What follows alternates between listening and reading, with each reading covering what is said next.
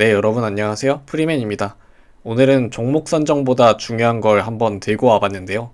제가 어디 가서 주식을 한다라고 이야기를 하면은 흔히들 가장 먼저 묻는 질문들이 있습니다. 요새 뭐가 좋아요? 어떤 걸 사야 돼요? 테슬라 잘 나가던데 좀 사볼까요? 삼성전자 많이 떨어졌던데 사도 되나요? 이런 질문들을 많이 듣거든요. 네, 하지만 종목 선정보다 중요한 게 한 가지가 있는데요. 바로 자산 배분입니다. 흔히 계란을 한 바구니에 담지 말라라고 하는 말이 있잖아요. 저는 종목 선정보다도 자산 배분이 훨씬 중요하다라고 생각하고요. 네, 제가 또 그런 이야기를 하면은 저는 철저하게 분산 투자를 합니다 라고 하면서 계좌를 보여주시는 분들이 계신데, 사실 종목만 나눠서 사는 거는 절대 분산 투자가 아니고요. 자산 배분이라고 부를 수 없겠죠. 사실 이런 식으로 여러 개의 주식을 나눠서 사는 거는 자산 배분에 가깝다라기보다는 주식이라는 자산군에 모든 돈을 넣은 것에 불과하고요. 네, 이 그림을 보자면 계란을 여러 개를 산 건 맞는데, 안타깝게도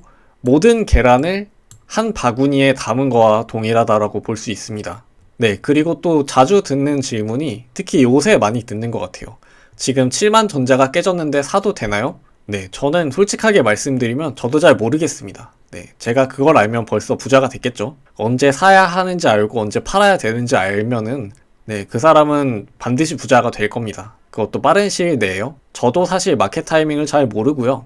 네, 그리고 마켓 타이밍보다도 자산 배분이 사실은 더 중요한 요소입니다. 네, 자산 배분이 가장 중요하다라는 거는 제가 혼자서 주장한 건 아니고요. 36년 동안 예일대학교에서 자산 운용을 하신 데이비드 스웬슨이라는 분이 계신데, 이분이 교수님이시기도 해요. 네, 경영학과 교수님이시기도 한데, 이분이 이제 예일대 자산을 36년 동안 운용을 하시면서 10억 불에서 239억 불까지 불리셨고요. 누적으로 봤을 때 연수익이 무려 13.9%나 됩니다. 굉장히 엄청나게 큰 금액을 굴리면서도 누적 연수익을 봤을 때는 대단한 수익률을 보여주신 분이고요. 이분이 이런 말씀을 하셨어요. 투자에서 가장 중요한 것은 종목 선택, 마켓 타이밍, 자산 배분이다. 그리고 가장 중요한 것은 바로 자산 배분이다 라고 말씀을 하셨거든요. 제 채널 쇼츠 영상에도 있는데요. 이분의 주장에 의하면 자산 배분이 100% 이상의 성과를 결정하기도 한다라고 합니다. 네, 어떻게 100% 이상이 되냐면 레버리지 같은 걸 통해서 구성을 하면은 100% 이상의 성과를 내는 것도 가능하고요. 네, 여러 가지 자산 배분 전략에 대해서는 나중에 좀 더 살펴보도록 하고, 그러면 저 데이비드 스웬슨이라는 분은 어떤 식으로 포트폴리오를 구성을 했나 보겠습니다. 네, 이런 식으로 굉장히 예쁜 피자판처럼 아름답게 나눠 놓은 것을 볼 수가 있고요. 구성한 종목들을 보면은 미국 주식이 30%, 리츠 20%, 선진국 주식 15% 정도, 그리고 이머징 주식이 5% 정도 되는 걸로 볼 수 있습니다. 네, 이렇게 보면은 주식만 절반 정도를 가지고 가고 있고요. 그리고 채권도 가지고 있고 리츠 상품도 있네요. 네, 굉장히 좀 다양한 자산군으로 나눠 놓은 모습을 볼 수가 있고요. 주식 비중이 크고, 사실 채권 같은 경우에는 비중이 그렇게까지 크진 않기 때문에 약간 그냥 방어적인 포트폴리오라고 볼 수 있고, 리츠로 주식에서의 위험성을 약간 분산한 것을 볼 수가 있습니다. 사실 리츠 같은 경우에는 주식과 굉장히 좀 유사한 그런 흐름을 보이기는 하는데요.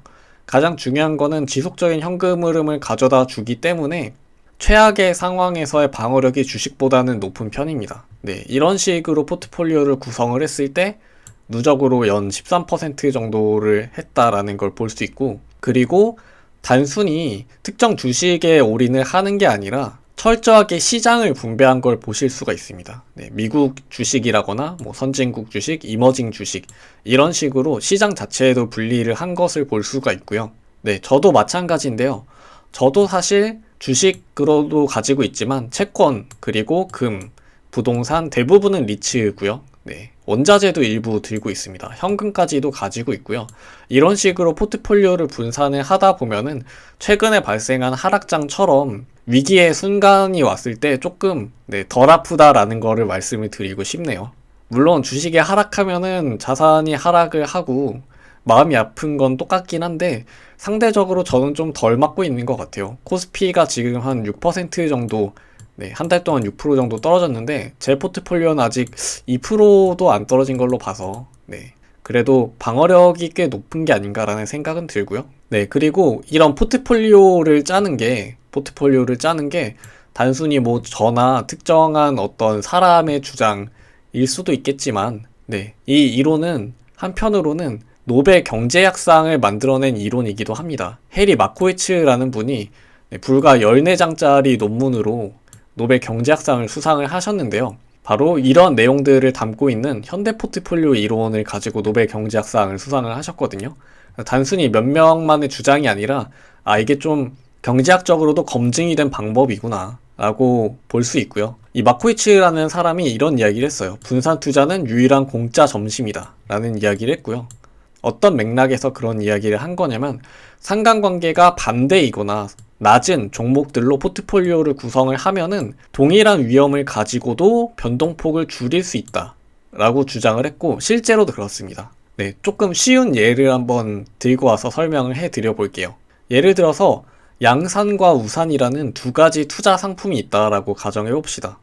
비가 오면 10%의 수익이 날 거고요. 우산의 경우에는 비가 오면 10%의 수익이 날 거고, 양산의 경우에는 0%의 수익입니다. 그리고 비가 오지 않으면 양산은 10%의 수익이 나고 우산은 0%의 수익이 난다 라는 상황을 가정을 해보죠. 이런 상황에서 만약에 나의 자산을 매입하려고 하는 나의 목표 수익률이 5%라고 한다면 어떤 전략을 취하면 될까요?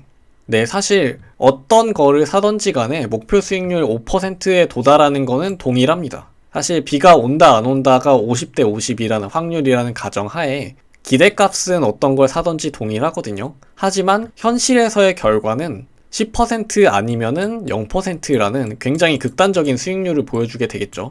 10% 아니면 0%가 되겠죠.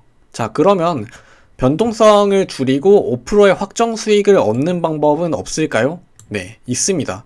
절반씩 사게 되면은, 네, 이거 절반, 이거 절반을 사게 되면은 양산과 우산 모두에 투자하면은 확정적으로 5%의 수익을 가져다 주게 되겠죠. 비가 와도 5%, 비가 오지 않아도 5%의 수익률을 얻게 되는 그런 방법이고요. 우산과 양산을 절반씩 샀을 때 5%의 확정 수익이 나는 걸 볼 수 있고, 왜냐면 두 개의 상관관계가 서로 반대거든요.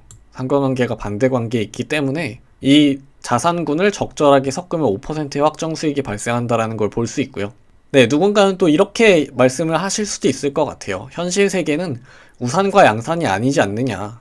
네, 그렇지만 현실 세계도 놀랍게도 비슷합니다. 네, 비슷하다는 걸 볼 수 있고요.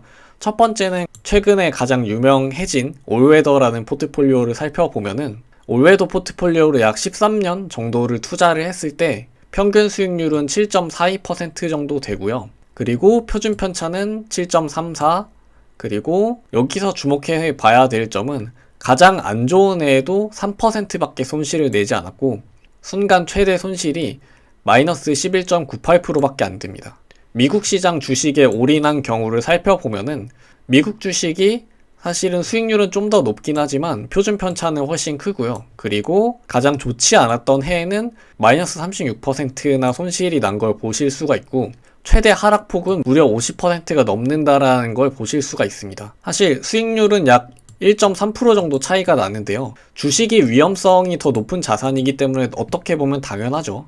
주식에 올인을 하는 게 수익률은 가장 클 수 있지만 최대 하락폭의 차이가 훨씬 크다라는 걸 보실 수가 있고요. 네, 주식에 올인을 했을 때 과연 보통 사람이 이 하락을 견뎌낼 수 있겠는가라는 질문을 해보는 거죠. 동일한 위험성 대비 얼마나 좋은 수익을 얻었는가를 보는 지표가 두 가지가 있는데요. 주로 샤프 레이시오하고 소티노 레이시오를 보는 편입니다. 네, 이 두 가지를 비교를 해봤을 때도 올웨더 포트폴리오가 주식에 올인한 것보다 훨씬 높다라는 걸 보실 수가 있고요. 사실 위험에 대비했을 때, 네, 요 손실을 얻을 수 있는, 손실을 입을 수 있는 이 폭의 비교를 해봤을 때는 훨씬 수익률이 좋았다라는 걸 보실 수가 있고요. 네, 그렇다면 올웨더 포트폴리오는 어떻게 이렇게 안정적인 수익을 낼 수 있을까? 최대 하락폭이 얼마 안 될까를 살펴보면은, 네, 시장의 상황을 최대 이런 식으로 4개의 사분면이 있다라고 했을 때 그 4개의 사분면에서 각각 수익을 내는 자산군이 조금씩 다르거든요. 그 자산군을 모두 포함하고 있기 때문에 올웨더 포트폴리오는 대부분의 경우에서도 방어가 가능하다라는 걸 보실 수가 있고요. 네, 그리고 개별 포트폴리오에 대해서는 제가 다른 영상을 통해서 자세하게 설명을 해드리겠지만 올웨더 포트폴리오 말고도 굉장히 다양한 포트폴리오들이 많이 있습니다. 네, 이분은 이제 올웨더 포트폴리오를 처음 얘기한 레이 달리오고요. 옆에 이제 데이비드 스웬슨 교수님도 계시고, 그리고 연구 포트폴리오라고 하는 현금을 포함하고 있는 포트폴리오도 있습니다. 이 포트폴리오들이 굉장히 다양하게 있는데 여러분들이 목표를 하시는 수익률에 따라서 여러분들의 자산군을 조정을 하시면 되고요. 여러분들의 목표 수익률에 맞는 포트폴리오를 선택하시면 되겠습니다. 굉장히 극단적인 포트폴리오긴 한데요. 흔히 유튜브에서 요즘 유행하고 있는 3배의 레버리지를 써가지고 나스닥에 올인을 하는 전략도 극단적이긴 하지만 일종의 포트폴리오 전략이라고 볼 수 있거든요.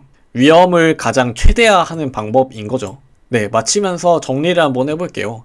처음 여러분들이 하셔야 될 것은 목표로 하는 자산 금액과 얼마나 투자를 해야 할 수 있는가, 이것을 먼저 생각을 해보시면 좋을 것 같고요. 예를 들어서 저 같은 경우에는 목표하고 있는 자산 금액이 약 7억 원입니다. 7억 원이기 때문에 여기에 어떻게 도달할 수 있는가를 좀 고민을 해보시는 게 좋을 것 같고, 그리고 현재 여러분들이 투자하실 수 있는 금액하고 목표 수익률을 정하셔야 됩니다.